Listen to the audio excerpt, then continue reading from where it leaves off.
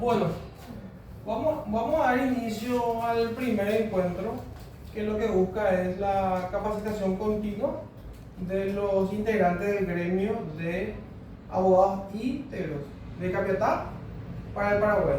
O sea, íntegro busca esa conjunción de conocimientos teóricos, prácticos y esa aplicación efectiva. Como habíamos dicho, vamos a formarnos en teoría, en práctica, y una vez que pasemos ese primer nivel, vamos a vincularnos con la sociedad a través de las asesorías jurídicas y los casos que nosotros vamos a ir tomando. Entonces lo que buscamos acá es que los colegas tengan esos elementos para poder ir llevando juicios. La idea acá es, como les dije, un compromiso de crecimiento personal, profesional, individual y grupal a la vez. Porque acá va a haber gente que el día de mañana va a querer ser magistrado, va a querer ser fiscal, va a querer ser defensor público, ¿sí? Entonces, necesitamos esa formación integral. Adelante, por favor. Si yo les pregunto, queridos colegas, como primera cuestión, y siempre creo que pregunto esto, ¿cuál es la diferencia entre una denuncia y una demanda? Denuncia y demanda. Adelante, doctor. Denuncia y demanda. La denuncia hacemos ante el Ministerio Público y la demanda es por peticionar algún resarcimiento en lo civil. Permiso. ¿Alguna otra idea? Doctor, adelante. Lo que siempre me responde los colegas, denuncia es penal, demanda es civil.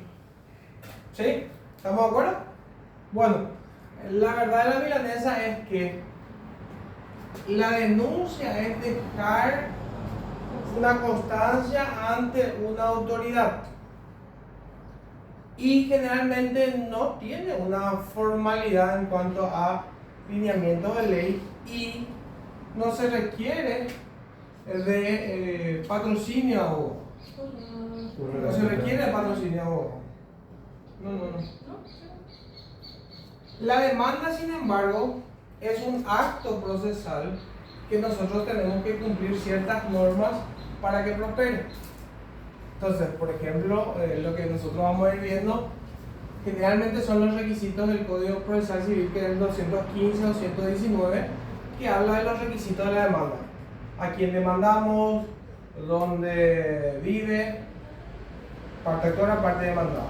¿Cuáles son los hechos que fundan nuestra pretensión? ¿Cuál es el derecho que invocamos? Y cuál es el monto o el resarcimiento que estamos pidiendo. Y se requiere indefectiblemente que la parte esté patrocinada por la abogado. Entonces, cuando hablamos de demandas, estamos hablando de actos procesales que requieren de patrocinio de un abogado. Y erróneamente es decir, no, la parte penal de denuncia no, porque si ustedes tienen un cliente al quien no le están pagando seguridad social, tienen un cliente que no se le está pagando horas extras, ¿ante quién van a hacer una denuncia? Ante el Ministerio de Trabajo, Empleo y Seguridad Social, es una denuncia. No necesitan tampoco ir con un abogado. Si su vecino quema la basura, ¿ante quién no vamos a hacer una denuncia? Ante el municipio, quien va a abrir un sumario y va a investigar y va a sancionar dentro del ámbito administrativo. No se requiere de un patrocinio, pero en contrapartida de la demanda sí. Entonces, cumplimiento obligatorio para que prospere una pretensión. Y porque hablamos del Código Procesal Civil, si estamos dentro de niñez, nosotros vamos a formarnos en derecho de familia primeramente, ¿sí? Y para promover una demanda de niñez, eso nos remite al artículo 110, que habla de la demanda en cumplimiento supletorio de los requisitos del Código Civil. O sea, el Código de Niñez nos remite al Código Procesal Civil. Debemos cumplir todos esos requerimientos para que prospere una pretensión. Entonces, Ahí vamos a ir viendo lo que es los requisitos de la demanda y cómo debemos hacerlo para que prospere.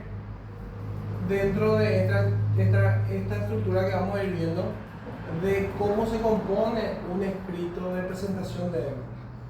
¿Sí? Entonces, esto es fundamental saber la diferencia. Denuncia, un acto de manifestar a la autoridad un hecho, y la autoridad realiza los actos para investigar y luego sancionar. No se requiere de patrocinio de un abogado. Ahora, la demanda sí. Y ahí vamos a ver los tipos de representación que son por derecho propio y bajo patrocinio, que se requiere de las dos partes. Nuestro cliente, que es el accionante, y nosotros, que somos los abogados, quien nos vamos de la mano. Porque el patrocinio es un acompañamiento. Quien tiene la acción, ¿quién es? El titular, la parte actora, nuestro cliente. Y el otro tipo de representación es con el poder, que podría ser general o especial. ¿Sí? Eso es el acto donde nos vamos a la escribanía y nos dan un instrumento público que dice: le otorgo poder suficiente a fulanito tal para que realice un juicio de sucesión, filiación u otros. Entonces ahí el abogado solo es el que va y representa al cliente. Ya no necesita la firma de la parte actora. Él asume ese rol de apoderado y representante. Por eso es siempre importante, porque ahí se cobra doble, ¿verdad? Pero hay actos personalísimos también. Nosotros podemos dar los poderes, pero el abogado puede entrar en absolución de posición inclusive. Pero si estamos en una situación de ADN, el abogado no es el que va a ir a sacarse la sangre por el cliente. Esos son actos personalísimos que no pueden prorratearse. Muy bien. ¿Por qué demandamos? Ya entramos ya en la diferencia. Esto es fundamental. No es penal, denuncia, demanda civil. No, porque demanda es laboral, demanda es niñez, demanda tenemos lo contencioso. Entonces, inclusive, requisitos de ley para querellar autónomamente hay requisitos.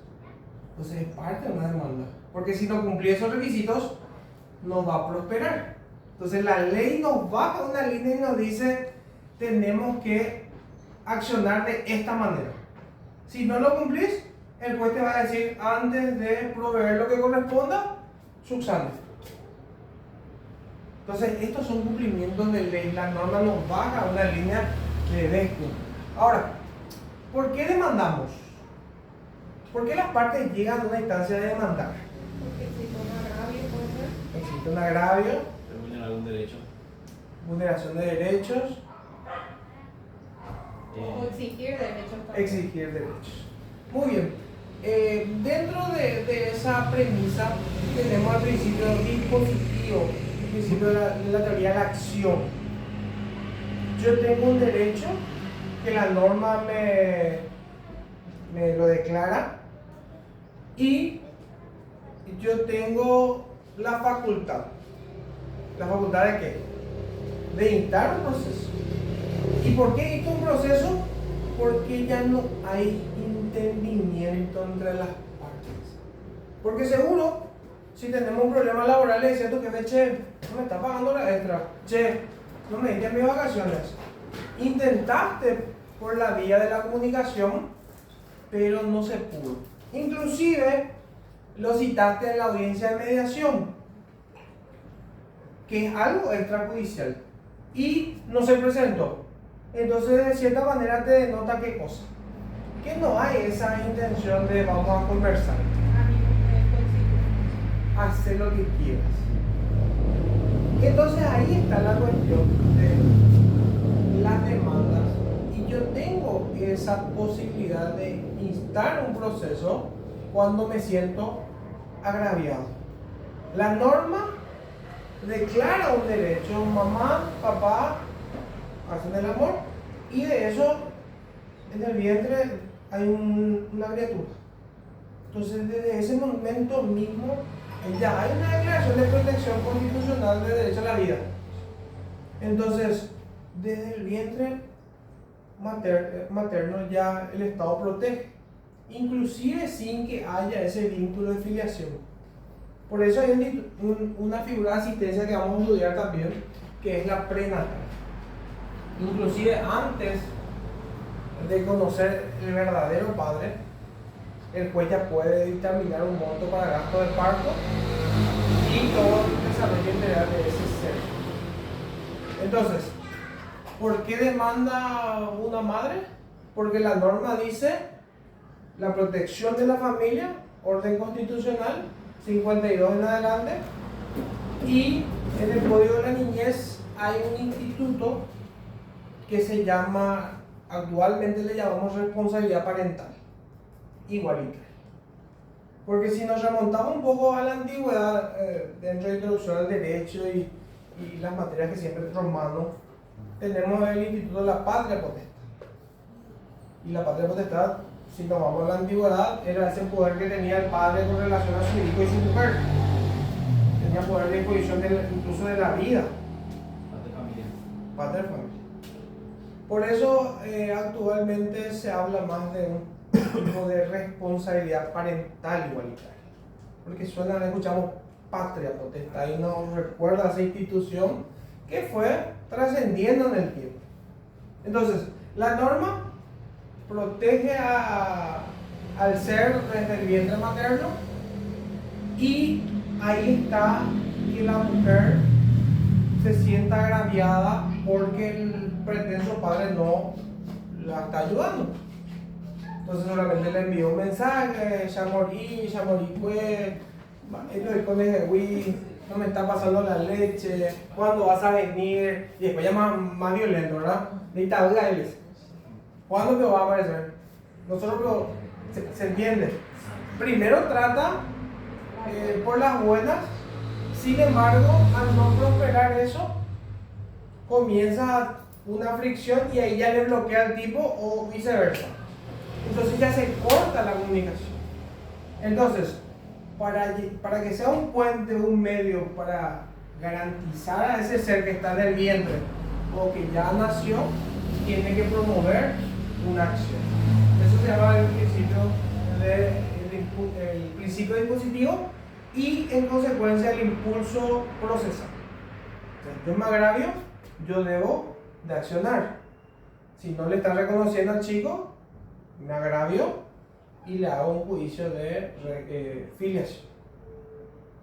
O hay muchos casos donde nació la criatura, se le perdió el nacido vivo y el chico no existe para el Estado. Entonces hay que hacer un juicio de inscripción judicial. Son situaciones que se van dando. Entonces, dependiendo del caso, las partes instan un procedimiento.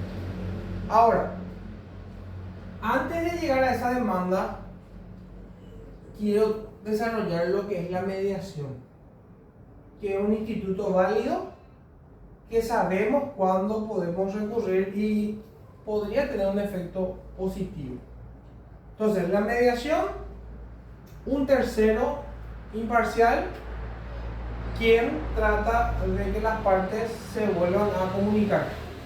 O sea, un tercero que es un medio de transmitir conocimiento de una de las pretensiones para que la otra escuche y que la otra pueda responder. ¿Dónde hacemos mediación y cómo la hacemos? Mediación. Por lo general, dentro del Poder Judicial hay una oficina de mediación. Ustedes como abogados pueden ir a esa oficina con los datos de su cliente y con los datos de la contraparte y su dirección, a los efectos de que poder citarle. Por eso nosotros ya cobramos, porque ya es un trabajo. El escucharle, el recibirle a un cliente ya es un trabajo que se cobra sin honorarios. Y si es en horario inhábil, el doble. Entonces, si ustedes van a ir a acompañarle a la oficina de mediación, van a tener gastos. Y ese trámite que ustedes lo están haciendo puede ser un medio de solucionar un conflicto. Entonces, ustedes pueden acompañarle, ustedes mismos pueden ir y pueden sacar esa audiencia de mediación. ¿Para qué? para tratar de conectarnos. Y ese instrumento, generalmente se va, le da una fecha, le hacemos llegar a la contraparte, le enviamos una fotito, le enviamos por un pariente o le vamos y le ponemos por su pecho así, presentante que le dice. No, tampoco tan agresivo. Calle. No, claro. Le hacemos llegar porque buscamos un entendimiento. Entonces, puede haber un resultado positivo que las partes puedan acordar. Sí, yo le estoy citando al papá porque necesito prestación. Le pido 800.000. Una de las partes expone la idea y la otra parte escucha y dice, sí, acepto. O puede decir, sí, yo soy el padre, pero ahora mismo no puedo, ofrezco 600. Y entre un tira y afloje podrían llegar a un punto medio y se deja eso asentado en un acta. Que ese acta nos va a servir para hacer la homologación de acuerdo. Entonces, estas cuestiones quiero ir viendo primero. Poder judicial, oficina de mediación. ¿Qué pasa si no viene mediación? No pasa nada porque es extrajudicial. Pero es un medio de acercarnos a nuestra contraparte. Ahora, poder judicial. ¿Podemos hacerlo en escribanía? Sí podemos hacerlo. Pero ahí ya conlleva una derogación extra, ¿verdad? ¿Por qué? Porque los escribanos tienen un formato de un acuerdo y lo que hace es la certificación de firma. Generalmente te cobra por la certificación 200.000, dependiendo, ¿verdad? Y por el formato que tienen te cobran un 100, un 150.000. En total te cobran 400. ¿Sí? Entonces, ¿podemos hacerlo en escribanía? Sí, también. Ese instrumento nos va a servir para presentar ante el juez en caso de un acuerdo.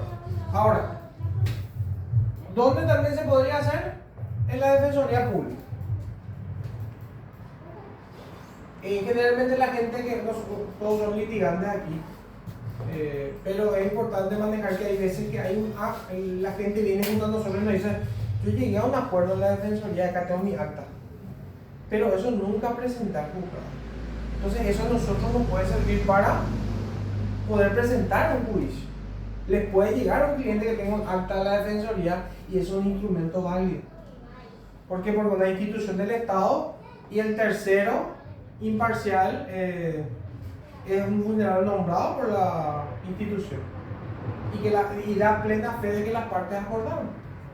Nosotros dentro de la Defensoría tenemos casos que llegamos a acuerdos sobre filiación, asistencia, relacionamiento. En un solo acta puedes llegar a todos los acuerdos. Generalmente necesitamos, primero porque no le reconoció. Si no prosperas el reconocimiento, no puedes pedir la leche. La gente dice, no, yo quiero alimentos. Sí, pero si no hay un vínculo filial, no puedes. Entonces, primero filiación, después alimentos e incluso relacionamiento. Pero en el caso de filiación se da también, la mediación se puede dar también. Sí. ¿Y cómo se aceptaría en ese caso? Se le cita y él dice, sí, soy el padre. Acepta. Y ese acta nos sirve para presentar al juzgado y el juez saca una resolución y saca un oficio para el registro civil de la persona, para que escriba automático. No necesita de él. No necesita. Algunos se asustan ahí, sí, soy Sí. Ese, por ejemplo, profe, se puede hacer también directamente por el registro. También. Y puede hacer también por el registro, se hace una manifestación y se hace una ampliación del certificado. Se va con la persona. Se va con la persona, se hace una manifestación, pero y se inicia, de igual forma se inicia un juicio administrativo.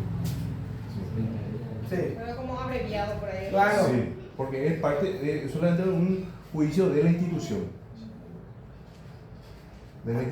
Y obviamente cuando vos iniciás después tu juicio de prestación alimentaria, vos ya tenés ya tu certificado, ya que avala que el hombre Claro. en sí es el ¿Qué pasa? Hay veces que nos ponen múltiples obstáculos. No, yo estoy trabajando, yo no puedo luego.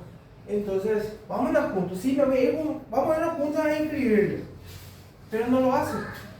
Entonces, cuando recibí una notificación de una institución oficial, ahí ya no asustaba. Entonces yo siempre le cito a mediación. Y ahí le dice, bueno, la mediadora le dice, yo soy la mediadora, la señora Marta te citó por varios temas. Uno de ellos es filiación, otro es alimento y otro es relacionamiento. Y ahí el tipo dice, sí, yo soy el papá. Entonces con ese acta voy a poder pedir al juez que se haga una resolución y homologue. Entonces hablaste de poder llegar a acuerdo de filiación, ¿sí, amigo? Ok. Prestación. Quiero 1 millón. No, yo 500 es lo que te puedo dar. Entonces puede ser que no lleguen a un acuerdo con relación a alimentos, pero sí ya filiación. Entonces ese es lo importante, porque imagínense todo juicio de filiación lo que conlleva. Entonces yo ya creo que una batalla ganada ya la primera cuestión, filiación. Y también hablan de la cuestión del relacionamiento. Y le pregunto, yo sé que no es el tema del relacionamiento porque es un procedimiento distinto, pero yo le pregunto, ¿es un derecho de los padres o un deber? Deber. Deber. ¿Y los alimentos? Derecho de los niños, que deben de relacionarse con Un ambos derecho. profesores. Y un deber de los padres. Y alimentos es un derecho de los niños y un deber de los padres. Y le pregunto, es para que se le quede tomar la cuestión ahí. Si es un deber el relacionamiento, el juez puede determinar días y horas de que el papá se relacione y que incluso conviva con el niño. Si es un deber. Claro. Sí. Sí. No, es lo más muy común que se plantee. Nosotros ya lo hicimos.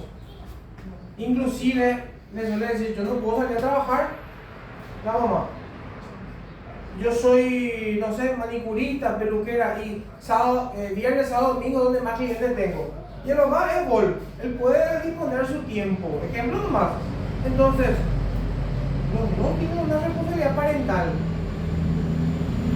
Y el juez podría disponer que cierto tiempo quede con el padre.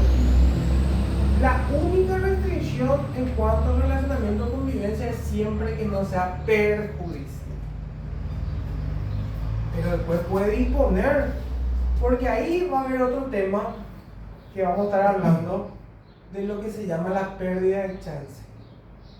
Hay una jurisprudencia de apelación capital sobre, se planteó una asistencia, pidieron 1,5 millones y el juez sacó 1,800,000. ¿Por qué? Porque si viene 50 y 50, el padre conviviente asume una mayor responsabilidad.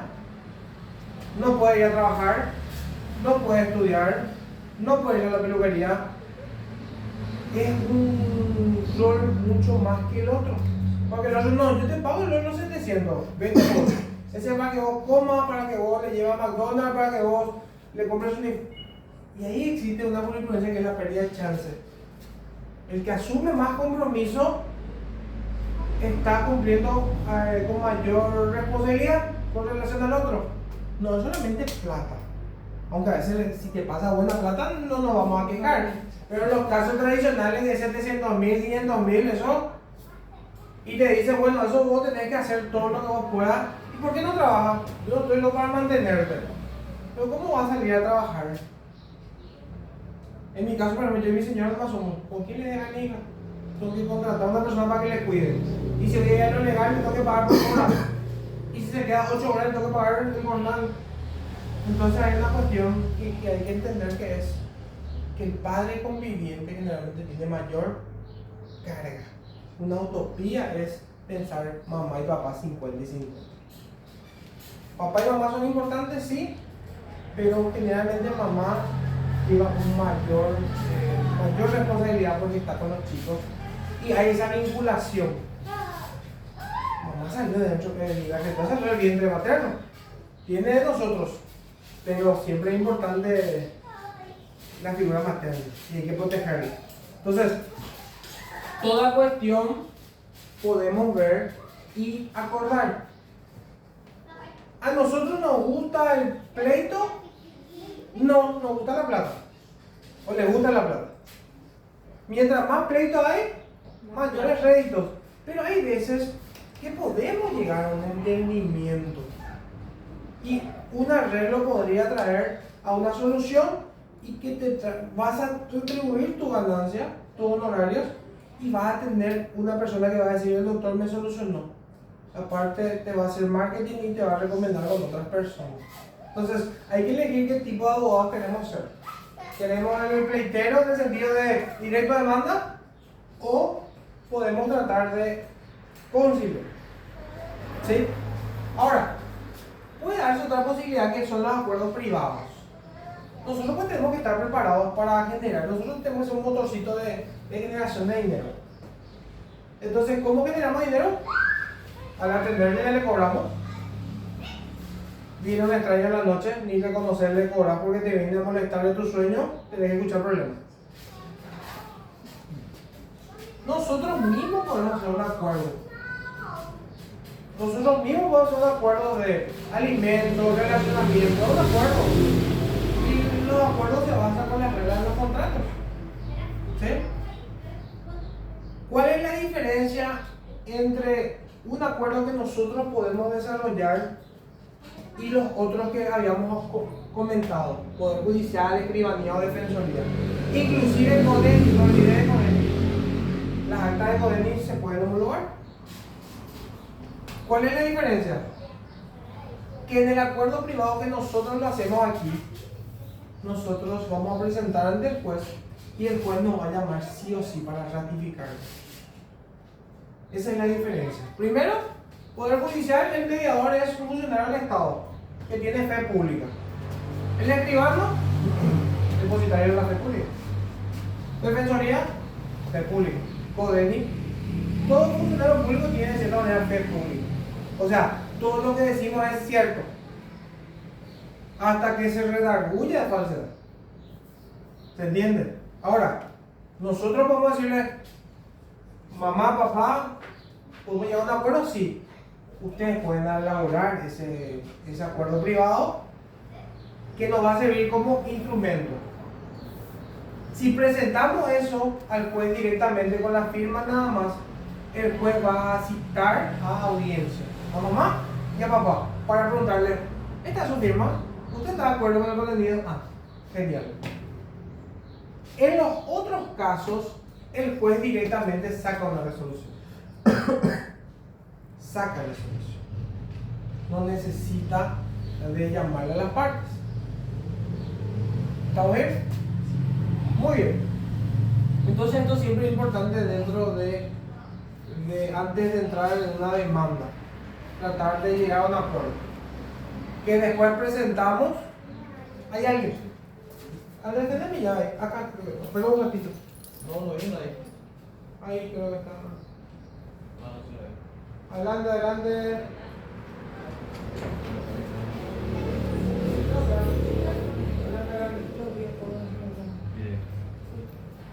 Buenas tardes. Adelante, adelante. ¿Alguna pregunta sobre mediación? ¿Y qué podemos mediar? En cuestiones de niñez, casi todo. Cuestiones que tengan que ver con orden público, el Estado ya va. Por ejemplo, una cuestión de guarda. El juez tiene que verificar las condiciones que están dadas. No por un acuerdo entre partes va a otorgar una guarda. Yo voy a ir a España con mi señora y le quiero dejar con la vecina que es su madrina. Ya llegamos a un acuerdo, presento. El juez no va a homologar eso porque hay un interés superior del niño y tiene que verificar si el niño va a estar bien con esa persona y si de cierta manera tiene un vínculo. Por eso hay cuestiones que no son homologables. Por ejemplo, la guarda o la venia con fines de erradicación. La mamá va a ir y le quiere llevar al niño y el papá está acá. No, nosotros ya llegamos a un acuerdo. Hay que ver si las condiciones sí va a estar bien. ¿Y el que se hace para tutor nomás y que por escribanía, ese qué tal es? La figura del tutor se da cuando los padres fallecen y se puede dar por escritura pública y también por testamento. O sea, bueno, yo y muere mi señora, yo por testamento puedo decir que el tutor sea mi hermano. O sea, la tutela es una institución que es de parientes, de terceros, y hay un tipo de tutela que es de administración. Se determina un tutor a los efectos de que pueda controlar un negocio, que por la incompatibilidad los padres tienen un interés ahí y tiene que venir un tercero. Es una institución bastante interesante la tutela, que no. La patria potestad, derechos y obligaciones de los padres con relación a sus hijos. La tutela es, alguien asume una responsabilidad y se da por escritura pública y testamento, que se da más en temas de negocios. Va a administrar los bienes del chico y tiene un deber de rendición de cuentas. Eso sería mientras sea menor de edad. Mientras que sea menor de edad. Mientras que sea. Muy bien, entonces estamos viendo lo relativo a mediación. Esa acta nos va a servir para qué? Recordar. Los acuerdos entre las partes son como la ley misma y deben ser cumplidos de buena fe. ¿Qué significa eso? Si yo firmo un acuerdo, estoy asumiendo una responsabilidad. Si bien en la ley no ya dice que la patria potestad es una obligación natural, porque si yo tengo un hijo es algo de la naturaleza. La mujer la amamanta, el hombre va y casa, el hombre va y recolecta. Es una comunidad, es un derecho natural. Sin embargo, nosotros también reforzamos con nuestras leyes, ¿qué cosa? Esa protección. Y enmarcamos la patria potestad, y en el Código de la Niñez enmarcamos tipos de juicios que se pueden promover. Entonces hay gente que me viene y me dice lo que me pasó. Doctor, tengo un acuerdo. ¿Sí? Tengo un acuerdo del 2019, me dice. Del 2019. ¿Dónde está acá? ¿Dónde hiciste Codeni? Llegaron a una suma de 700, creo. 2019. Y no me cumple. ¿Qué puedo hacer? Y yo como le digo, tenemos dos opciones. Uno, te homologo este acuerdo. ¿Y qué significa eso? Hoy estamos en 2026. Este acuerdo 2019 se retrotraiga. Yo no estoy renunciando a ese derecho que ya se desmarcó, a ese compromiso. Entonces, y hay colegas que dicen, no, 6 meses no vale un acuerdo. ¿Dónde dicen? 6 meses para la caducidad y otra cuestión, pero es un acuerdo entre las partes. Y si la ley me dice debe ser cumplido como la ley misma y de buena fe, ¿qué hago? Ese documento del 2019 es mi instrumento y hago un escrito que después vamos a ver y vamos a hacer juntos, porque para formarnos íntegramente tenemos que saber los requisitos, como el Padre Nuestro, y el día de mañana esto es transversal para cualquier juicio, civil, laboral, niñez, contencioso. Entonces, ¿qué yo hice? Presenté, el juez directamente me saca resolución. Y en esa resolución me sacó homologar acuerdo con vigencia abril 2026. Y veo yo y digo, esto me causa agravio. Me sacan de resolución, te hago lugar, pero de ahora en adelante. ¿Y eso me causa un agravio?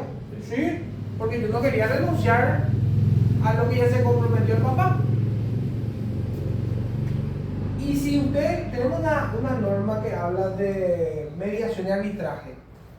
En el artículo 52 está marcado que los efectos surten a partir de las firmas. Entonces, ¿qué yo hice? Me salió una resolución. Y otra pregunta. Los juicios se promueven. Si me causa agravio una resolución, los agravios se apelan, se interponen. Las excepciones se... ¿Excepción? ¿Qué es una excepción? defenderme, oponerme, opongo. Y los incidentes se deducen. Son cuestiones que tenemos que manejar. Si a mí me causa agravio la resolución, logré sacar una resolución, pero ¿qué me causó agravio? La vigencia, el efecto. Entonces, ¿qué hice? Interpuso el recurso aclaratorio, refiriendo que la ley de arbitraje en el artículo 52 dice que desde la firma surten los efectos. Entonces me saca una resolución aclaratoria diciendo sí, me equivoqué nomás, te retrotraigo. Entonces eso también vamos a ir aprendiendo. Cuando nos agravia, podemos reponer, podemos apelar, podemos hacer queja por retardo de justicia, podemos hacer queja por recurso denegado, nulidad y apelación de subsidio. O sea, hay muchas cuestiones que podemos ir viendo. Existen plazos de ley. La ley dice qué tipo de resoluciones tenemos dentro de los procesos. ¿Cuáles son los tres básicos? AISD. Y la primera resolución, la más importante, la primera providencia. Generalmente la primera providencia que admite una promoción de demanda. Y les pregunto yo, ¿en cuánto tiempo tiene que salir la primera providencia? Ustedes presentan su demanda y a los cuántos días debería salir, debería. Una semana. No eran dos No, días. plazo legal. No lo cotidiano. O más si que. El JU tú dices 3 días, no era. 3 días. Es el plazo legal. Providencia 3 días. Y de 10 a 15 días. Sentencias definitivas 40 días. Tribunal de apelación 60. Esos son plazos legales. Ahora, ustedes presentan su demanda. ¿Cuándo tienen que ir al juzgado a ver? O sale el juez, causa Renato Fernández sobre asistencia, primera, no. ¿Cómo es el trámite? O presentas tu demanda y la providencia lo que da es impulso a tu proceso. Ahora, ¿cuándo debería salir? A los 3 días de tu presentación, días hábiles. ¿Qué pasa si no sale? ¿Qué debemos hacer? Estamos haciendo una introducción de cuestiones teóricas y procesales. Nos salen los 3 días, ya estamos en el día 4. ¿Qué debemos hacer? No era retardo. ¿Cómo se llama? La otra Pronto página. despacho. Pronto despacho era. Urgir pronto despacho. El 421 del Código Procesal Civil habla del recurso de queja por retardo de justicia. Y es una cuestión que vemos siempre que los perros meten urgimiento un día, después de 2 días urgimiento. Aparte le pone respetuoso. ¿A quién le está haciendo el respetuoso? ¿Verdad? Pero veo que los perros no manejan. Y yo quiero que aquí comencemos a plantear de manera efectiva. ¿Cómo es el trámite? Bueno, presentamos nuestra demanda de homologación. Nos sacan nuestra primera providencia. Ya estamos en el día 4. ¿Qué tenemos que hacer? Presentar lo que se llama pronto despacho. Pronto despacho. Ese es el escrito. Y en pocas palabras le vamos a decir, señor juez, tenía 3 días. Yo sé que está con muchas actividades, pero ya pasó el plazo legal. Te pido por favor que veas. A partir de hoy, en el día 4, presente tu pronto despacho, tenés que esperar 10 días para hacer tu urgimiento. Y desde ese 10 días tenés que esperar otra vez 20 días para irte al tribunal de alzada y tipo como Kiko a su mamá, acúsalo con tu mamá. Te vas al superior y le decís, mira, en exceso ya se está excediendo el juez de primera instancia y recurro a usted para qué, para que me resuelva. O sea, esa es la forma de queja por retardo de justicia. Y ya es ir ante el tribunal con toda la documentación, con tu pronto despacho y con tu urgimiento. Y directo te vas al superior y llevas esos documentos. Y ahí le pide informe, le emplaza y le establece una fecha en la cual debe resolver. Eso, por ejemplo, es una forma correcta de hacer la queja por retardo de justicia. No es un 500 cada 2 días, no funciona así. Te marca la que te va a en forma. Claro. Reclamo. No, hacer pronto despacho y después hacer tu queja. Pero eso, por ejemplo, es una forma de una defensa efectiva. Porque si nosotros nos quedamos callados, porque nosotros representamos una de las partes, y a usted le están pagando, y no tiene que ir otro a hacer rato, ya que ¿verdad?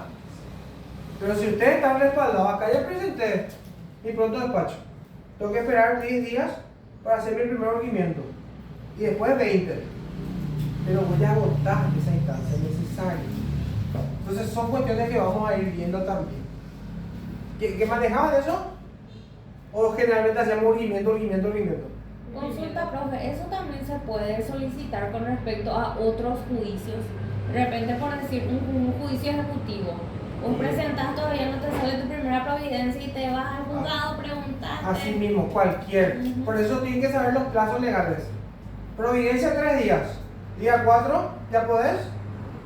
Sí, pronto despacho. Te tiene que salir un AI, autointerlocutorio. Día 15 días.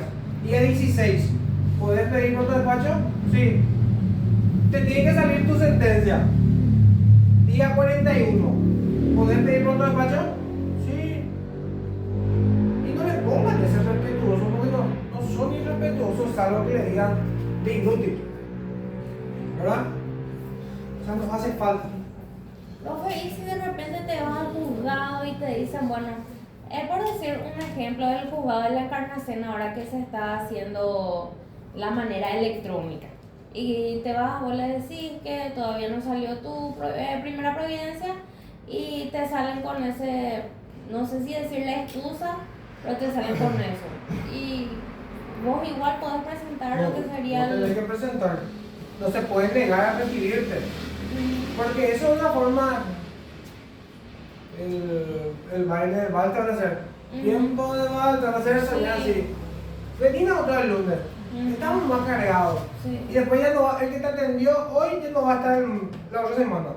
Y así se tira la. Entonces, vos tenés que presentar, es un recurso, interponés y no te pueden negar. Tenés que presentar, y si ven que vos estás haciendo de la manera, la norma habla de sanciones. Hasta 15 días de salario por los primeros 15 días. Y después incluso ya hay sanciones mucho más graves, que ya van para el consejo, para el enjuiciamiento inclusive. Y por varias sanciones de esa categoría pueden ser sujetos a remoción. Entonces, si vos estás haciendo de la manera correcta, enseguida te van a resolver. O sea, seguramente te van a despotricar contra vos, pero vos representás a una de las partes. Vos te debes a esa parte. Lo mismo. Che, Renato, te cocinaron tu concurso. ¿Qué vas a hacer? Y voy a agotar las instancias. Voy a defender lo que es mío. Inclusive me fui a la prensa. Pero te van a marcar. Vos estás defendiendo lo que es tuyo. Vos estás defendiendo a tu cliente. Entonces vos tenés que ser el primero que mejor esté preparado.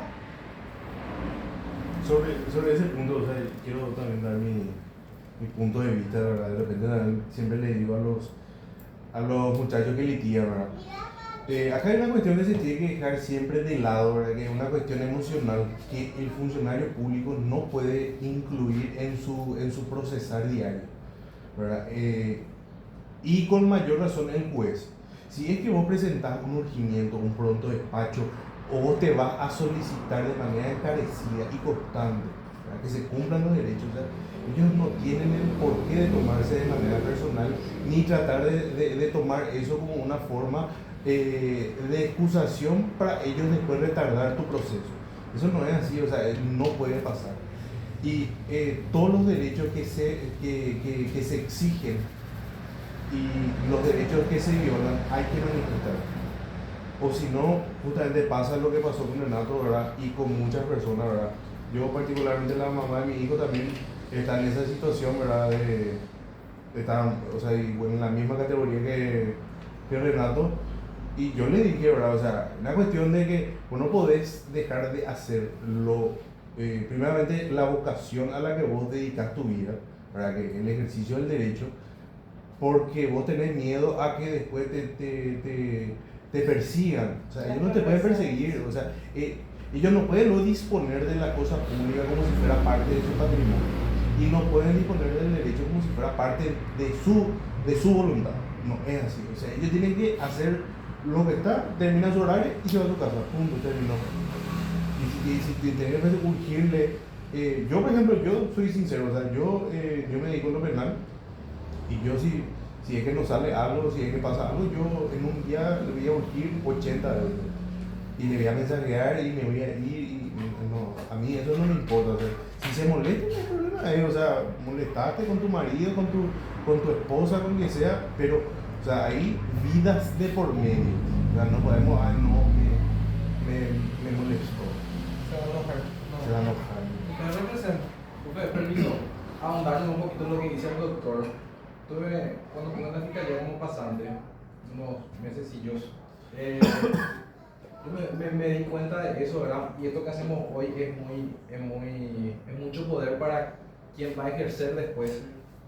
Porque vos te das cuenta el abogado que sabe, ¿verdad? Entonces, se va alguno y yo soy chupado ahí enfrente del secretario, pues la mayoría tenían el cargo de secretario fiscal nomás, ¿verdad? Y no sabe lo que va a hacer, entonces, no, de hecho que no estamos criticando a quien no sabe, ¿verdad? Pero si ya estás ahí, mínimamente tenés que saber ese proceso, ¿verdad? Entonces por eso digo, y hago hincapié en esto que estamos haciendo hoy, que es mucho poder para quien va a ejercer. Y está después el otro abogado que sabe, ¿verdad? Y se va y presenta un pronto despacho, no sé qué, o un reclamo por retardo, cosas así, ¿verdad? Entonces, cuando la próxima que se va ese letrado, ya todo el mundo se le cuadra porque ya saben que sabe, ¿verdad? Y hasta la fiscal que no le recibía a nadie, le recibe a ese, ¿verdad? Entonces, Claro. son cuestiones que de repente ahondar en el conocimiento ayuda muchísimo. Eso yo me pude dar cuenta. Sonia. Hola. Hola. Venga, colgamos. La próxima voy a abrirlo ya y van a entrar directos, ¿eh?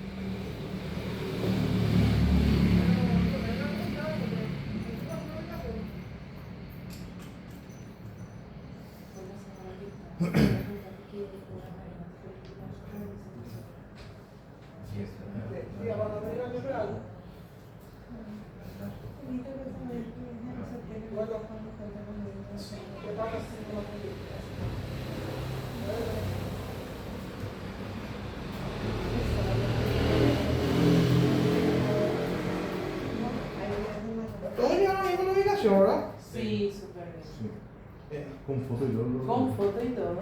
Le llevamos ni grande. Mira para allá. ¿Qué pasa? Bueno. ¿Qué pasa esto? Que se perdió la cualidad. Qué pena. ¿De hacia dónde viene? ¿Y Sonia? Compañero Sonia, no hay. Bueno. Cierto lo que dice Andrés es. A veces nos atienden gente que no está preparada, que no son abogados, o a veces hay gente que son abogados pero no tienen esa preparación, no tienen luego tacto con los usuarios, no les interesa tampoco. Pero me faltó un detalle también ahí, que es una opción que ofreces para el desayuno la coca, ya todo se mueve automático, No, tipo claro. Matilda. Claro. Todo ya pero de verdad, eso yo por ejemplo varias veces sí conozco gente ahí, doctora, ¿te ayudamos? Ya. Claro. Y vos entregas ahí hacer lo que tengas No, que claro, hacer. eso es un impulso procesal que Impulso es procesal. válido, pero no está bien. Sí, profe, ahí todo el mundo ya te conoce. Sí. Eso es cierto. Sí. Lubricante procesal, ¿verdad? No, hay que. Impulso, le pasa la mano y ya otra gerencia. No, no, no. Bueno, ¿qué tenemos que tener en cuenta? Porque nuestra primera etapa de formación es familia, niñez. Jurisdicción, capacidad de conocer, decidir y ejecutar que tienen los jueces. Domicilio habitual del niño. Entonces, donde vive el niño se inician los juicios. ¿Sí? Entonces, si viene Capiatá, Capiatá. San Lorenzo, San Lorenzo. Muy bien. Ahora, nosotros vamos a ver lo concerniente a la estructura de los escritos de demanda. Porque nosotros tenemos que conocer, y esto yo siempre lo enumero a modo de reflejar cuánto eran 7. Me aprendo bien eso y de acuerdo a eso voy construyendo. Y esto es transversal para todo tipo de juicio. Para todo. Bueno, la primera cuestión generalmente que yo coloco es la causa, la parte de arriba mismo. Número 1. Generalmente los juicios de niñez o los juicios de niñez se enmarcan por el nombre de la criatura. Entonces, vamos a suponer Rodrigo Pérez sobre asistencia alimentaria. ¿Quién es Rodrigo Pérez? El niño. El niño o el Menor de edad. adolescente. Y si pongo Rodrigo Pérez y otro o otros, Ya vimos ahí por favor. diría que hay más. Esto realmente va a tener un número de causas, ¿verdad? Pero lo importante es conocer por lo menos el nombre. Pero fue pregunta ahí, porque siempre, nunca llevo en cuenta eso. Cuando hay otros hijos, ¿el nombre de quién va tiene que ir? ¿El del mayor no importa? Eso te da no causa agravios. No causa. Yo sorteo generalmente por el más chico primero, por una cuestión de gusto, ¿verdad? Muy bien. Entonces, la causa para individualizarla. Segundo requisito es el objeto. Si yo les pregunto, ¿qué es el objeto dentro de los escritos de promociones de demanda? El objeto. Promover. Sí, en Lo este que caso se vamos a promover, solicita. pero ¿qué le da al juez al leer eso? El objeto, un mensaje. La demanda que se requiere. Que se va a hacer. El objeto es un mensaje breve que le ayuda al juez a ubicarse. Ah, eso es lo que quiere. Promover demanda. Ah. Ofrecer testigo. Ah. Oponer excepción. Ah. O sea, es un breve mensaje que le da luz al juez. Le da luz al juez. Entonces, en este caso, nosotros vamos a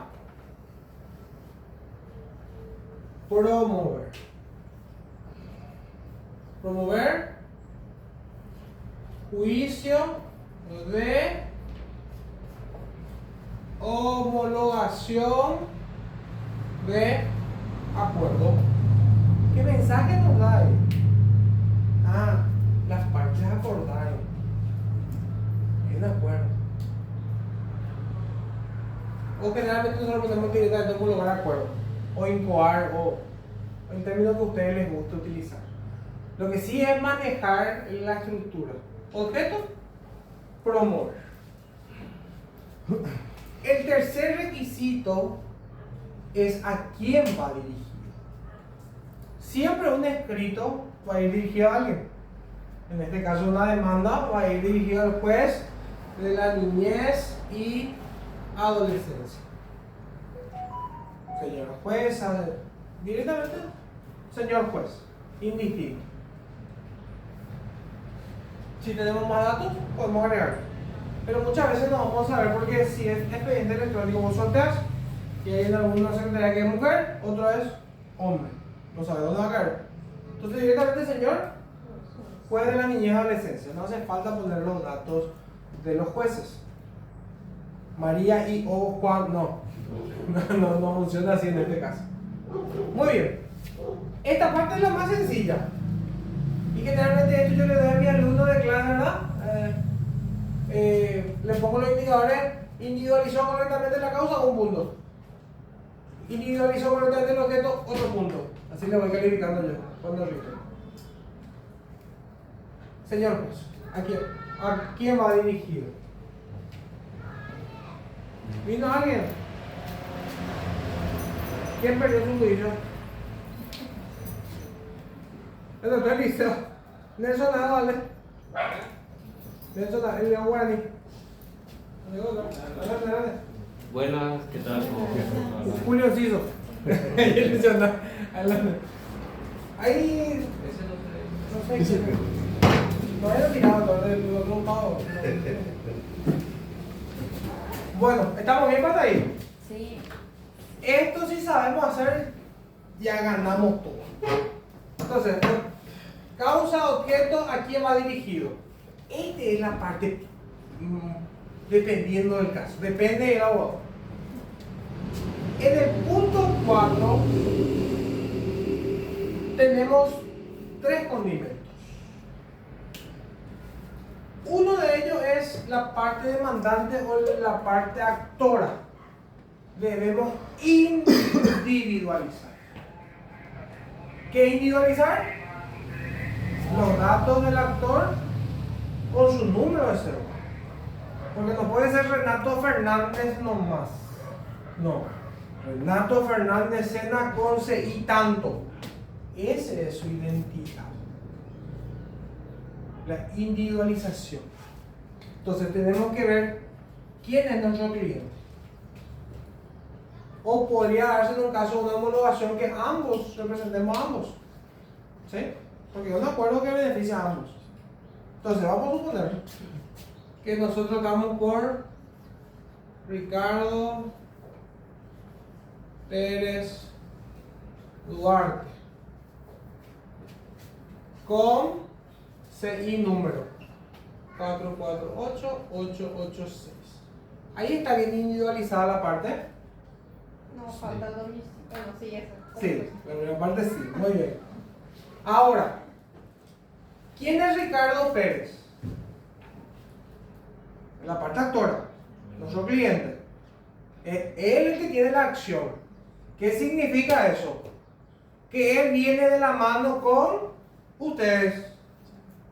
Bajo patrocinio de él. Y ahí tenemos que poner por derecho propio y bajo patrocinio de abogado. Y sus datos de ustedes. Los datos de ustedes con matrícula o CI. Matrícula. Con matrícula Porque se fue más motivo, 50.505 de matrícula. Entonces, abogado Renato Fernández. Y ustedes sus datos. Entonces, la primera parte está compuesta por la individualización de nuestro cliente y el tipo de representación. En este caso, por derecho propio y bajo patrocinio. ¿Cuál es la diferencia con el poder especial? necesita la firma del cliente y el abogado siempre todo. En bajo patrocinio, la parte actora o quien tiene la acción es Ricardo Pérez. Cumpliendo los requisitos de ley de 215, 219 debe estar acompañado de un letrado. No puede él hacerlo por sí solo. Entonces necesita estar acompañado. Ahora, ¿cómo sería en el caso en el cual sea por poder especial? ¿Cómo sería el caso? Abogado Renato Fernández con matrícula en representación de directamente le nombramos al abogado. Entonces sería abogado Renato Fernández Sena con matrícula 50.505. Y ahí tenemos que invocar qué cosa. Conforme al poder especial que adjunto en este acto. ¿Se entiende? ¿Estamos bien hasta ahí? Pero vamos a tratar nosotros porque nosotros vamos a llevar, ustedes que van a ser los formados en cuestión integral de teoría, práctica, después ya van a reunirse con el cliente, van a hacer el trabajo de laboratorio, van a hacer el escrito, van a aprender a sortear, van a ir a vincularse, incluso van a acompañar en audiencias. Audiencia simple, ¿verdad? Pero esto es significativo. La construcción. Nos sentimos contentos luego cuando vamos a preguntar a la fiscalía, nos vamos al juzgado y comenzamos a tener ese reconocimiento. ¿Sí? Nosotros vamos a hacerlo todo bajo patrocinio.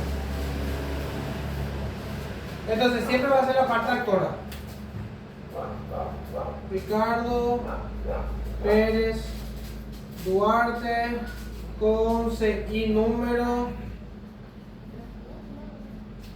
por derecho propio y bajo patrocinio.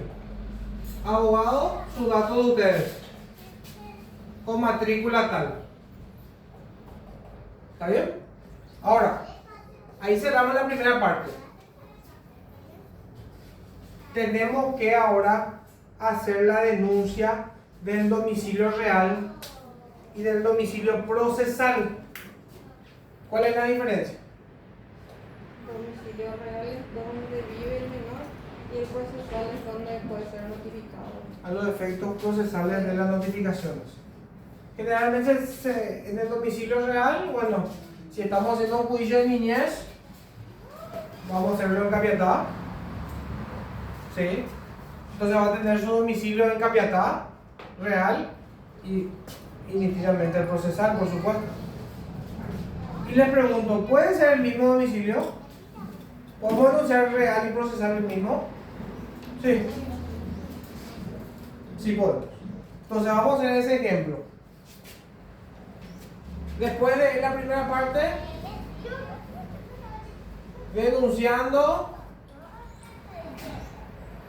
domicilio real y procesal en la casa ubicada en la calle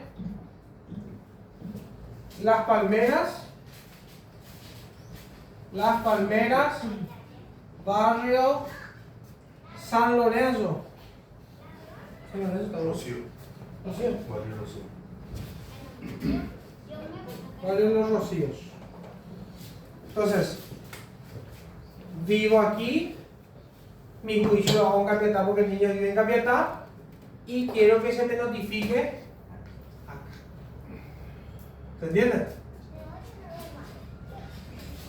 Podemos también denunciar domicilio real aquí y decir a los efectos de denuncio domicilio de la Secretaría del Juzgado. Sí. Sí. Que ahora que ya es electrónico ya tampoco causa mucho agravio, ¿verdad? Porque nos llega nuestra bandeja. ¿Doctor? En ese caso, por ejemplo, es cuando hay algo que se tenga que notificar por cédula, entonces él se tiene que acercar hasta la Secretaría del Juzgado para ser notificado, ya que denunció ahí su domicilio procesal. Sí. O sea, ahora con el expediente no hay problema porque ya lo que te llega en tu bandeja Con ya ese- te da, ya estás. ¿Sabes cómo era lo clásico? El tema de las providencias que salían martes o antes del jueves, por automática. Martes y jueves fuera antes de las automáticas. Entonces, ¿qué hacen ellos? Imprimen y si ustedes se van al juzgado y ven ahí encima lleno de papeles pegados, eso hacen a los efectos de notificar a la gente que constituyó su domicilio ahí. Cuando se vayan, vean en la ventanilla lleno de papeles pegados. Eso es porque era formato papel y constituyeron domicilio ahí. Entonces pegaban ahí a los efectos de publicidad. ¿Sí? Lo mismo se aplica por decirte, en la parte de actora que fija ahí su domicilio procesal, Secretaría del Juzgado, contra alguien que vive en otra ciudad del Estado. Eso vamos a ver ahora. Iniciamos en Capiatá porque el niño vive en Capiatá y por supuesto vamos a constituir domicilio real y procesal en Capiatá. Ahora, vamos a dar un ejemplo de eso. El papá vive en Cacupé, va a ser el punto 5. ¿Sí? Vamos a ver ese caso. Entonces, domicilio real y procesal en la calle Las Palmeras, barrio Los Rocíos de la ciudad de Capiatá.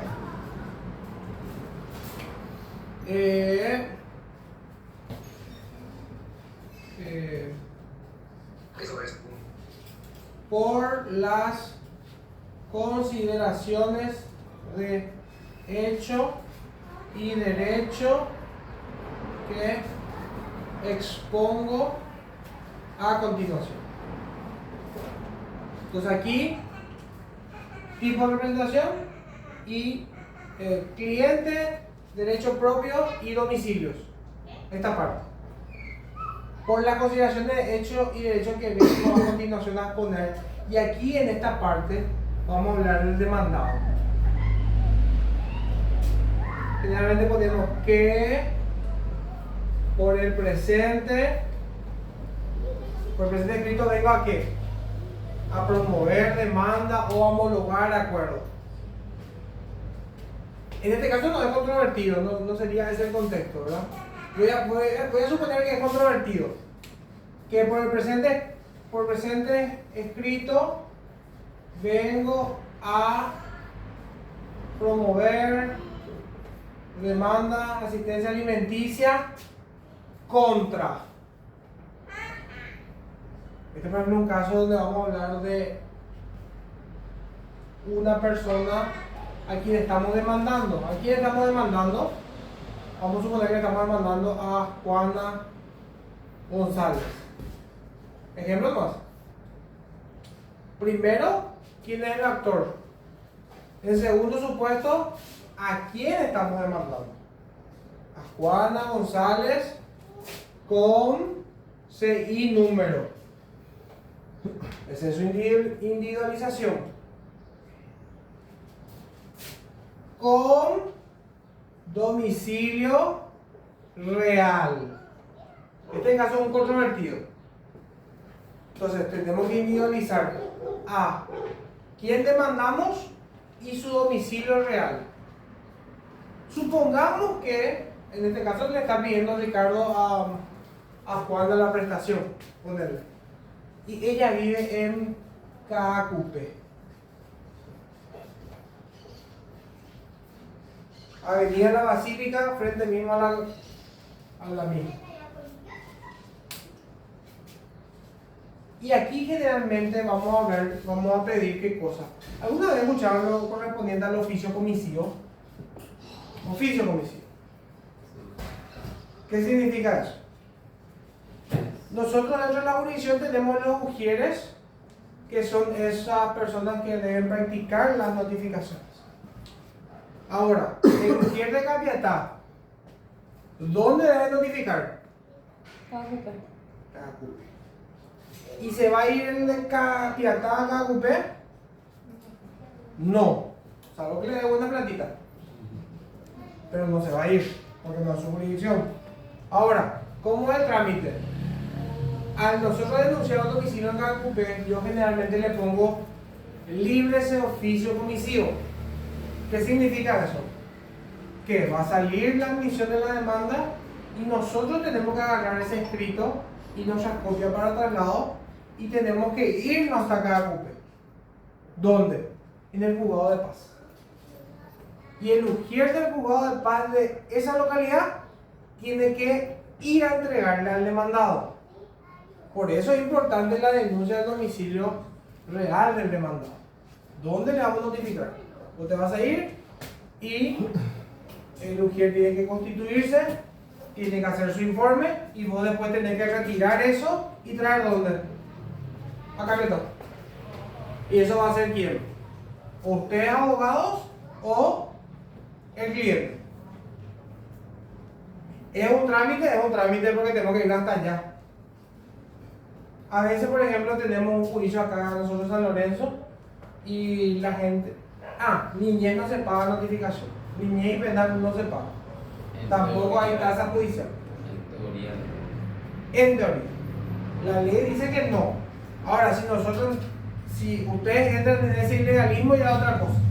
Realmente lo que creo que dice el doctor es dentro de la jurisdicción, no sé cuándo, algo así, si mal no recuerdo. Dentro de la jurisdicción debe hacerlo gratuito.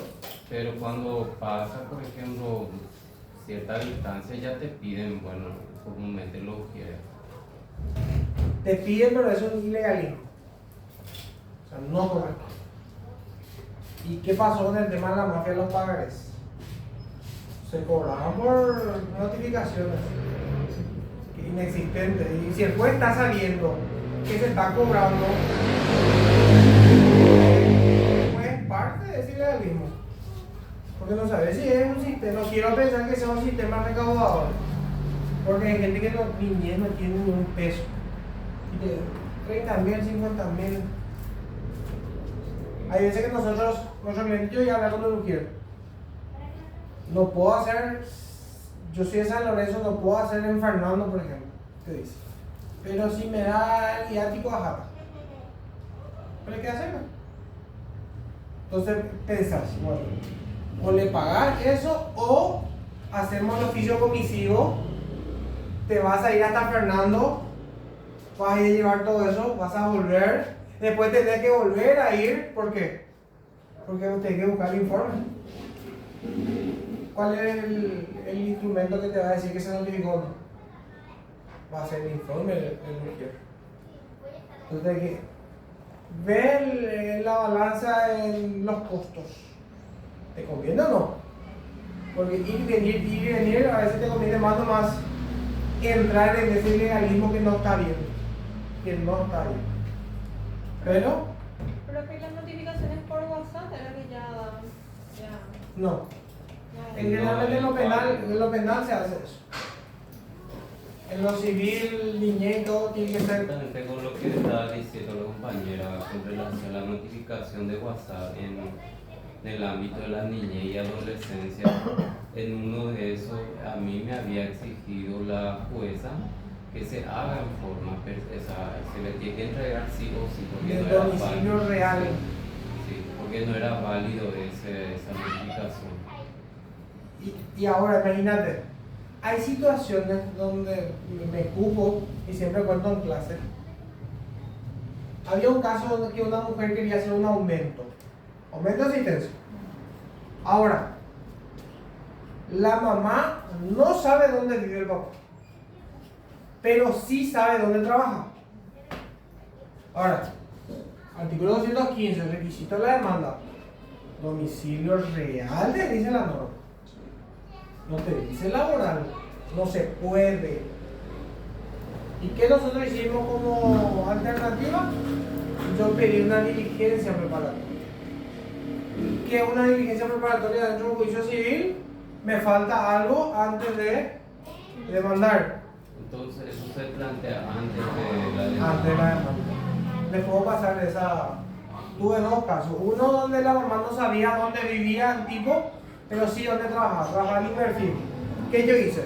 Diligencia preparatoria y le pedí informe a Inverfil para que le intima al trabajador que presente vía y residencia. En ese caso sí se hizo el lugar, no se pedí. Inclusive IPS y otros puedes pedir informe. Había otro caso que el rigorismo a veces te deja encerrado y te da un obstáculo. Imagínense, un papá que tiene 3 hijas conviviendo con él. Un papá masculino, papá con 3 hijas, la mamá se fue. Un día aparece y le dice al papá, che, tomó un heladito con las nenas. Y el papá contento porque las nenas se acordaban de su mamá y volvió su mamá. Y se puso contento por su hija, sí, llévale. Le llevó y nunca más volvió. Y el señor estuvo en convivencia 5 años. La mamá les arrebató. Y viene y me dice, doctor, me pasó esto. Sí, tengo que hacer una restitución. Ahora, hay una demanda. ¿Dónde yo demando? El único dato de la mujer que yo tenía era su número de teléfono. Y sé que está por San Lorenzo. Por tu por San Lorenzo. ¿Dónde le llega la demanda? ¿Qué hice? Ese no me salió bien, pero para mí correspondía. Cuando hay un obstáculo, el Estado debe derribar el obstáculo. ¿Para qué? Para precautelar. Esa es una crítica que yo hice en un ensayo sobre el rigorismo excesivo. Restitución, niñas rebotadas por la madre, papá solo. Único dato teléfono. ¿Qué hago? Diligencia preparatoria. ¿Qué ustedes dicen que pedí? Solicité geolocalización. Tenía un número de teléfono y dije, solicito geolocalización, que se oficia a la empresa tal, digo, claro, no sé quién era, y me dé un reporte de los últimos 10 días, desde las 10 de la noche hasta las 4 de la mañana. ¿Por qué? Se supone que va a estar en un lugar. Y eso fue en la Secretaría 1 de San Lorenzo. Y me sacó una providencia así, en pocas palabras, de esta que improcedente. ¿Cuáles serían las palabras textuales? No hacer lugar por improcedente. Tipo, consiga la dirección y después haga. Pero eso es un despropósito contra los intereses de mi cliente. Ahí yo le pongo la hipocresía. Imagínense si era al revés. Si era un papá que venía y le llevaba a las 3 nenas y desaparecía. Hasta la Interpol que iba a estar atrás del pobre tipo. Bueno, en ese caso no iba a ser pobre tipo, ¿verdad? Y en este caso te dicen, anda, consigue una dirección y después mandar. Yo como abogado busqué y le pregunto, ¿esto es válido si yo le puedo localizar a alguien pedir geolocalización? Claro que es válido. ¿Es frecuente que se haga eso? No. Pero ustedes pues tienen que tener el arte. Y fue una de las cuestiones que yo planteé y me dijo, ¿dónde está el TF? Digo, ¿qué es lo que...? Pero me pregunta que yo he visto un caso de pasada con iPhone. iPhone, por ejemplo, su política de seguridad es inviolable para ellos. Y ellos no te van a dar también el acceso a esa información. Ni a veces con orden judicial, o sea, varias veces hay que solicitar, reiterar todo eso. Entonces ahí pues hay dos choques, ¿verdad? El interés, ¿verdad? Por ejemplo, cuando un menor pues ya pasa, es distinto, ¿verdad? Porque hay que proteger. Pero por ejemplo, en otros casos, en un juicio civil, por ejemplo, y en el teléfono está la evidencia. ¿Y qué pasa, por ejemplo, cuando la compañía no te da, se niega? Bueno, dentro de lo que nosotros vamos a aprender, porque también nosotros vamos a aprender esta parte que es la teoría del caso, la porción de pruebas. Hay el tipo de prueba de pedido de informes, donde le decimos a qué institución y qué necesitamos que nos envíen. IPS, necesito que me diga si Renato es funcionario o es empleador de algún. Por ejemplo, eso es un pedido de informe. Ahora, la cuestión pericial. Muchas veces ofrecemos un teléfono para el peritaje para poder hacer un análisis del mismo. A veces dependemos de que nos envíen una información que no se debería negar si es una orden de un juez. Porque si se niega, ahí lo que solicitamos es el desacato. Se vuelve a enviar otro oficio bajo apercibimiento de desacato. Si no informa, se pasan los antecedentes al Ministerio Público por una cuestión penal. ¿Se entiende? Y lo mismo con los temas de testigos de Jehová, que los niños necesitan transfusión de sangre. Ellos se niegan a eso. Entonces ahí cuando sabes cuál es lo que tiene más peso. Hay un caso sonado, eso es famoso del derecho versus las cuestiones éticas morales. Creo que un caso similar de estas siamesas, creo que ahora una de ellas, o sea, tenía que ser separada porque una iba a vivir y la otra iba a morir. Y si esta moría, esta iba a morir a consecuencia también. Y hubo un conflicto que los padres decían, si es la voluntad de Dios que muera. ¿Y qué hicieron los abogados? Pidieron una autorización judicial para la separación. Y el juez autorizó, transgrediendo el deseo de los padres, precautelando un interés superior. Porque ellos decían, no, si le van a matar a una amiga, que mueran las dos mamás, porque Dios le trajo así, tipo, y te pones a pensar, ¿quién soy yo para disponer la vida y la muerte? Pero es un caso sonado de las cervezas en los Estados Unidos, donde creo que la que vivió ahora tiene 60 años. Ella está alegre porque tuvo esa oportunidad de vivir. Pero es un conflicto entre el derecho y ciertas cuestiones morales, religiosas. Y cuando hay conflicto, hay que ver la justicia. Bueno. Profe, ¿qué pasó con el caso del papá? Bueno.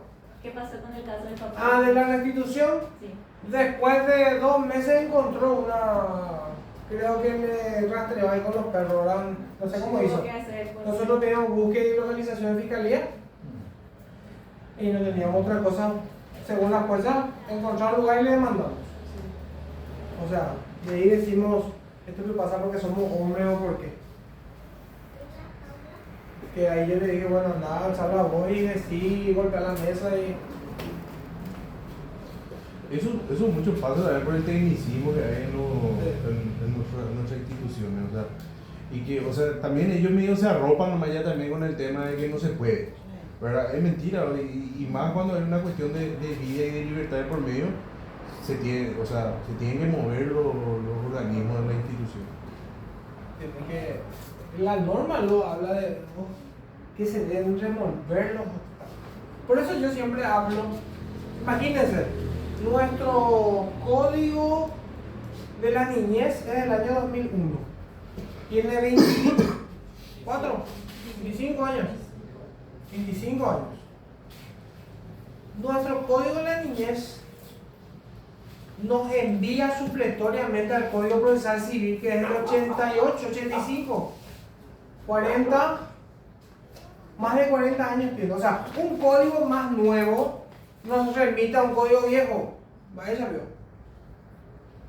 Entonces, hay cuestiones, niñez y laboral son intuitivos, tienen carácter protectorio, y civil es mucho más rígido, mucho más técnico, mucho más frío, para decir, no tiene la esencia de niñez ni laboral, y esos dos códigos nos remiten acá. ¿Por qué? Porque es más fácil más que solucione el Código Civil. Por eso hacemos una crítica y que necesitamos, y por eso deben surgir de las universidades o gremios, lo que sea, propuestas de modificaciones. Yo considero que se debe establecer un consejo de reforma, de establecer un código propio de niñez y adolescencia que cuide esa naturaleza jurídica. Si vos sabés dónde trabaja, a quién pretendés demandar, ¿por qué no podés demandar ahí? Estamos hablando de un fuero tuitivo. ¿Se entiende, pa? Y el código de civil te dice domicilio real, domicilio APE, ¿verdad? ¿Se entiende, pa? No, es la misma naturaleza. Lo mismo, constitución. Tenemos que un código de procedimientos constitucionales. Necesitamos. El código procesal civil también ya hay que actualizar un poquitito. Y ustedes pueden hacer cuestiones de niñez, se traslada a la cuestión civil. Remate está en juicio civil. En eso, por ejemplo, yo comparto contigo, porque del tecnicismo civilista que se le da al fuero en la niñez, o sea, eso no se debería aplicar de la misma forma, porque hay cuestiones de intereses superiores del niño que no pueden esperar a que los hechos más o menos se alineen para que vos puedas seguir el proceso judicial. Claro. Sí. hay que derribar esos obstáculos. Sí. Entonces es importante eso. Acá no tenemos sentencias que nos salen de hace 2 o 3 años y eso. Bueno, como pidió ya 18 años tiene la criatura y el papá nunca le pasó su... Y cuando se va Que tenía que inconstitucional, ser algo de sí que inmediatez. ¿Mm? Y que tenía que ser de inmediatez. Sí, sí. Y sí, pero no. Bueno, individualización de la causa, objeto, breve mensaje, a quién va dirigido. Después tenemos el cuarto que es individualizar a quién, al actor y domicilio real y procesal. Después datos del demandado. Y después el sexto es la teoría del caso. De cómo construir juntos un escrito, porque ustedes tienen que ir entrenándose, ¿sí? Pero esto tienen que tener ya en la mente. ¿Qué debe contener mi escrito? A diferencia del primer escrito de demandar o tomar intervención, ahí siempre vamos a denunciar los domicilios. En los consecuentes ya no hace falta volver a denunciar, salvo que lo cambies o modifiques. Eso es lo que va a variar de la estructura, pero después siempre es igual. Teoría del caso. El juez sabe de derecho. Lo que no sabe es de la porción fáctica, los hechos. Entonces, vamos a partir de la premisa de estos 3 elementos fundamentales que son el hecho, el derecho y la prueba. Hecho, derecho, prueba. Y el hecho es fundamental en todos los fueros porque ahí se va a discutir. Estamos todavía dentro del periodo de la acción. Esta acción no está prescrita, se instó en tiempo y forma, caducó si se instó y no se promovió su impulso. Por eso, cuando hablamos de hecho, yo siempre hablo para que no se olviden los chicos del chisme. Chisme. Después le gusta el chisme. Mientras más morbo hay, no mentira. Le gusta. Pero hay que saber contar el chisme. Y le puso los cuernos a su... ¿Cuándo? ¿Cómo? Nos preguntamos, ¿verdad? El chisme es el relato que el juez le va a hacer entender ante qué es lo que estamos. Y ese chisme debe responder a premisas. Esto para todos los fueros. Y más para penal también. ¿Por qué? Porque eso es el debate del juicio. Porque si no decís, ¿cuándo? Hoy, 6 de junio del 2026, siendo las 13:40. ¿Dónde? Sobre la calle La Palmera, barrio Los Rocíos, Estudio Jurídico de Derecho Asociado y Gremio de Abogados Integral. ¿Quién? El profe relato. ¿A quién? A su colega del gremio. ¿Qué está haciendo? Está dando clases de Derecho de Niñez Procesal Civil. ¿Se dan cuenta? Le conté una historia. ¿Cuándo, dónde, quién, a quién y cómo? Entonces, Juan y María tuvieron una relación de concubinato de 5 años. De esa relación de mucho amor, ternura y comprensión, llegó el Brian. ¿Sí?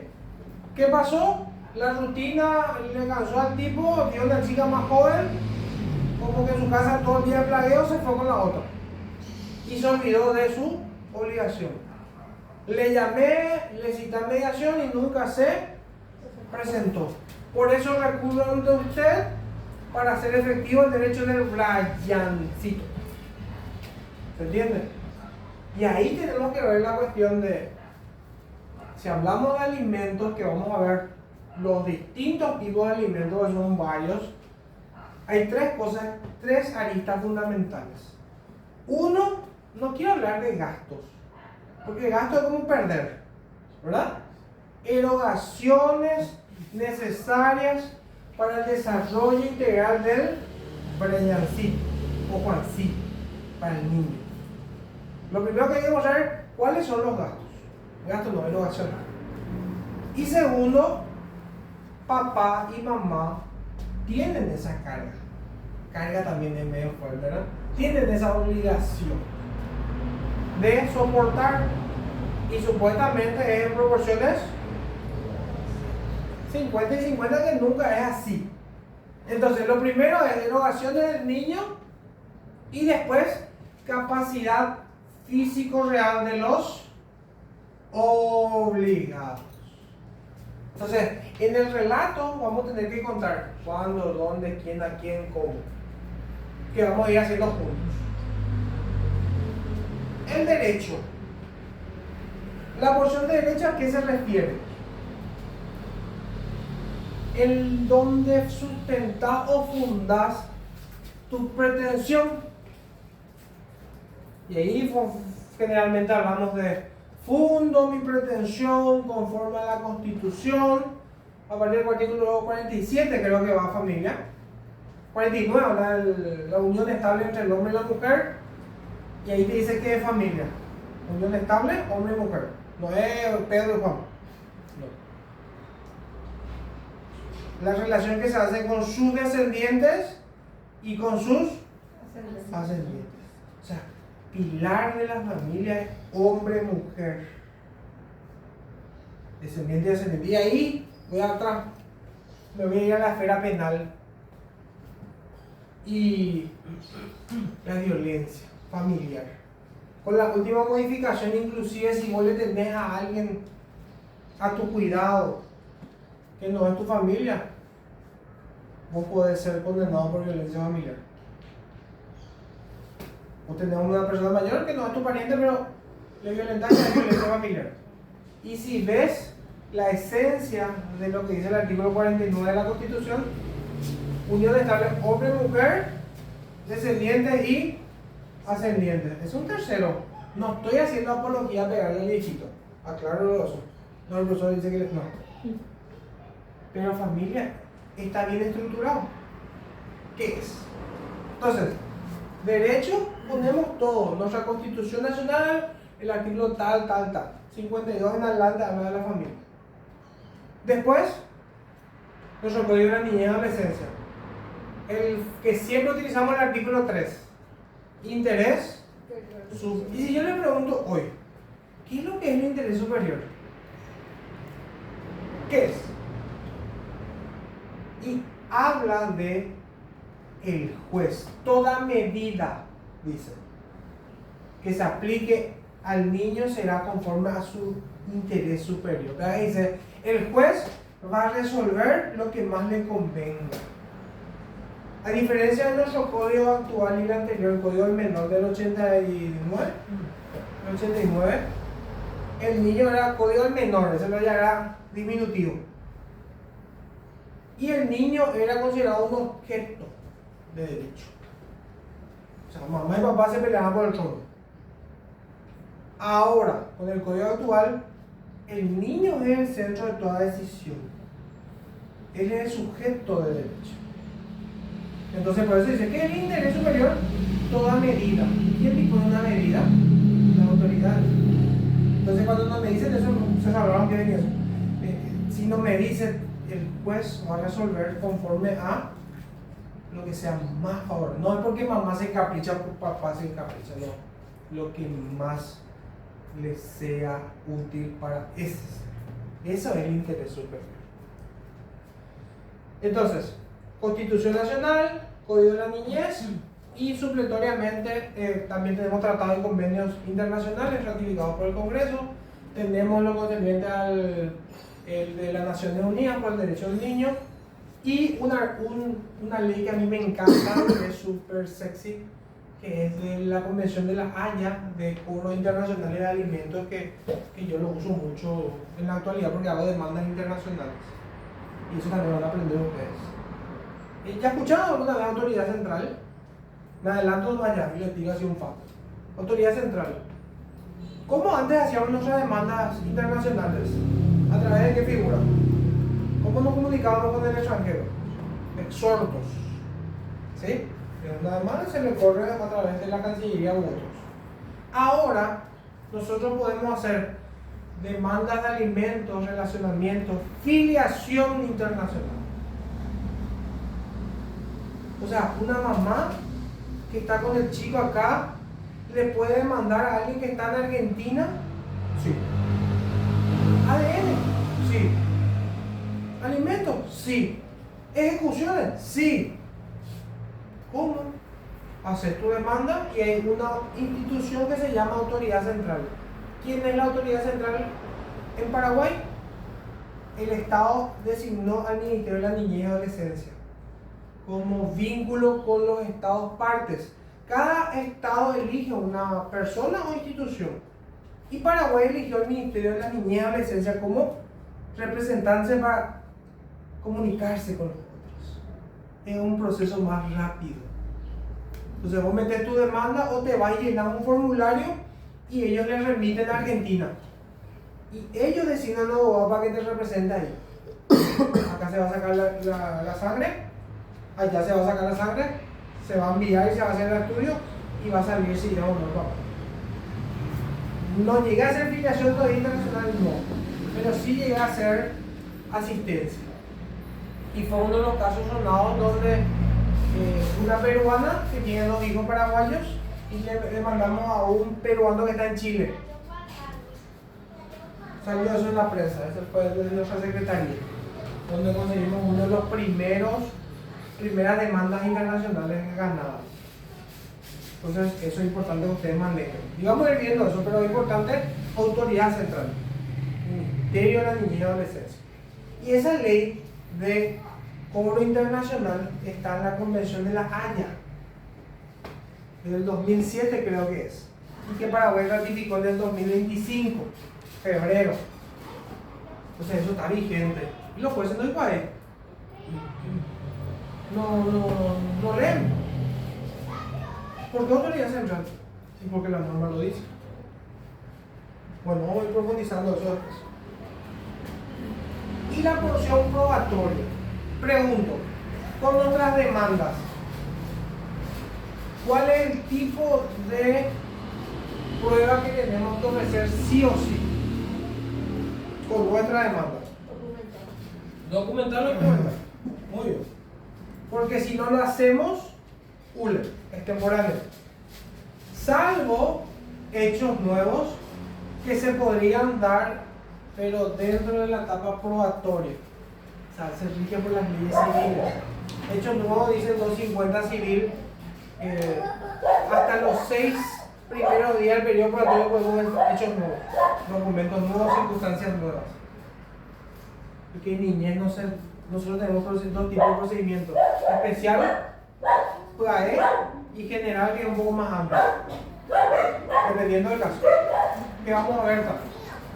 O sea, ahora estamos dando una introducción general.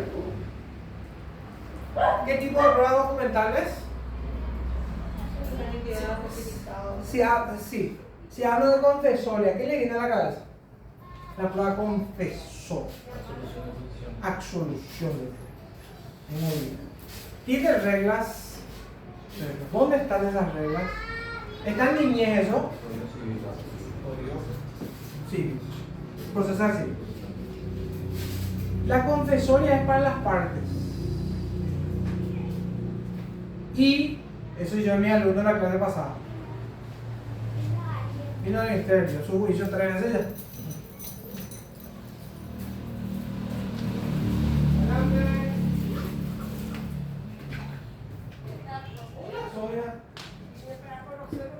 Ya estamos por acá.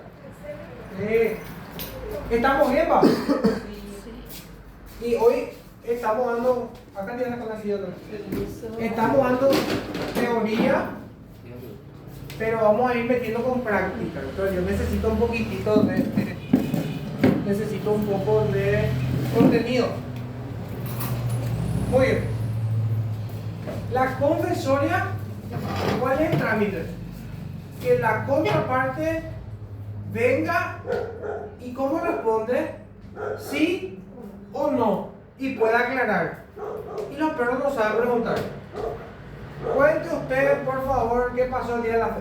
No tiene que contar nada, sí o no, nomás es. No No le digan ni tablazo con la mano. Tiene que hacer la pregunta para que diga sí o no. Y las preguntas deben estar redactadas en sentido afirmativo. Diga como verdad si usted contrató a Pedro González, sí o no. Está en afirmativo. Y les pregunto, ¿hay un plazo para notificar? O sea, nosotros para niñez tenemos que saber procesar civil. Porque nos deriva. Entonces tenemos que saber procedimientos civiles. 3 días en el domicilio real. Confesores. Y la pregunta es en afirmativo y tiene que decir sí o no o aclarar. ¿Escucharon ya el tema del sobre cerrado? Sí. ¿Y qué pasa si no presento un sobre cerrado? La confesoria, un pliego de ponencias. Preguntas en afirmativo para decir sí o no. El código habla de que hasta 1 hora antes debe estar el pliego. Vamos a hacer también el pliego, vamos a entrenarnos en eso. Porque es un arte hacer. Y de oponerte también de repente a ciertas preguntas. Hasta 1 hora antes del pliego cerrado. ¿Por qué eso es importante? Porque está la citación y emplazamiento. ¿Qué significa? Vos le citaste y no viene. ¿Cuál es el valor que se le va a dar al que debe de poner esas resoluciones si no se presenta injustificadamente? Por cierto. Se le va a plazar y se va a tener por cierto. Entonces por eso es importante presentar el sobre. Ustedes se van a notar su contraparte. ¿Qué van a pedir? Apertura de sobre. ¿Para qué? Para contar la cantidad de ponencias. Quiero dejar constancia que hay 9 ponencias. Y que se dé el emplazamiento de tener por cierto el valor. Los perros no presentan el sobre. ¿Y qué pasa si no se presenta la contraparte? No puedo hacer lugar a ese emplazamiento. Porque vos tenés que hacer verbalmente tus preguntas, tus absoluciones de ley.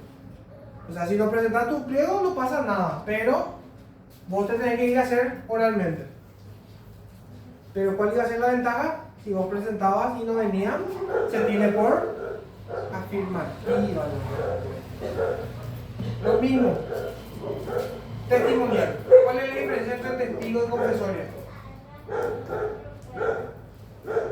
Testimonial, ¿qué queremos? Un relato real, llano, espontáneo, no provocado con preguntas sugestivas.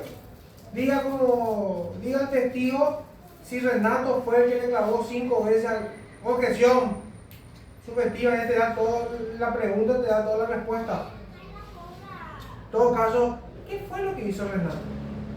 Y Renato vino y le hizo Sarambí Caputi. ¿A qué se refiere con lo que le hizo Sarambí Caputi? Le mató. ¿Cómo le mató? Le clavé. Vos vas preguntando. No a modo de darle la respuesta. Vos querés un relato llano. Por eso hay preguntas. Diga el testigo, Andrés se dedica a la prostitución. Objeción. Tenemos un campeón de niñez que tiene que ver con su vida privada. Impertinente. Inconducente. Subjetiva cuando lleva inmersa la respuesta dentro de la pregunta. Ya le dijiste todo lo que querés. No te dijo nada espontáneo. ¿Se entiende? En lo civil pueden ser 10 testigos más 3 suplentes. En niñez nos dice hasta 3. Ese sí por lo menos dice el tema de los testigos, hasta 3 pueden ser. En niñez. Pero se rigen las reglas supletorias del resto. ¿Qué significa? Lo que no está en el código de la niñez, el resto se rige por lo civil. Por ejemplo, la cantidad de testigos sí nos dice en niñez hasta 3.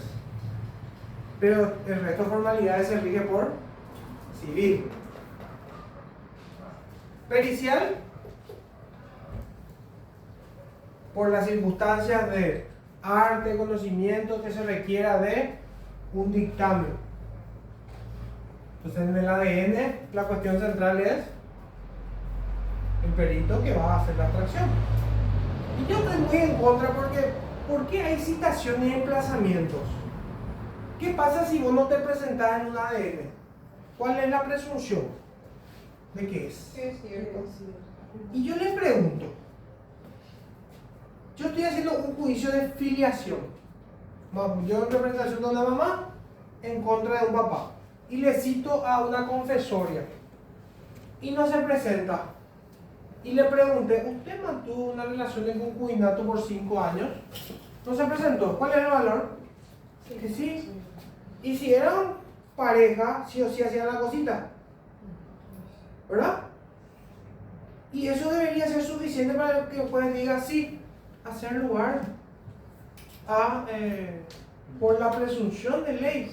No se presentó a la confesoria, pero en caso de filiación y más aún desconocimiento, sí o sí ADN.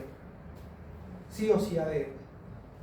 Pero ¿por qué si la norma me dice tiene un valor, en ciertos casos no le hacemos caso?